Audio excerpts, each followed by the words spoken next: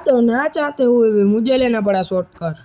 नमस्कार दोस्तों, मेरा नाम है अंश और मैं हूँ इस काल्पनिक दुनिया का ट्रक ड्राइवर। तो आज तो मुझे मालिक ने कह दिया कि हमारे ट्रक को लेकर आओ जल्दी से एरोलो, क्योंकि वहाँ पर पड़ गई है इमरजेंसी। भाई आप सोच रहे होगे कि आप टर्की से डायरेक्ट एरोलो कैसे आए। भाई ऐसा था कि मुझे सांझ को कहा था कि मालिक ने तुम जल्दी से इधर आ जाओ।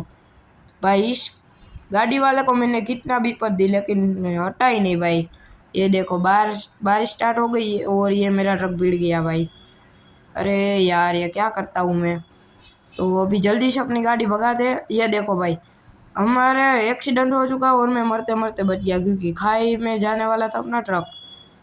भाई मुझे मेरा ट्रक में फ्यूल भी नहीं है भाई। अपने 50 लीटर में कैसे मैंने एरोलो पहुँचाया है ये तो मुझे ही पता है। तो अभी जल्दी से भगाते गाइस, 90 की स्पीड पर चल रहे हैं। ये देखो इतना बड़ा टर्न है कि मुझे ट्रक को फिर से ठोक ही दिया मैंने। यहाँ से ले लिया नीचे और ये ऐसे चला था मैं ट्रक। आपको भी सीखना है तो अभी जल्दी से हम पहुँच चुके हैं एरोलो। बाय।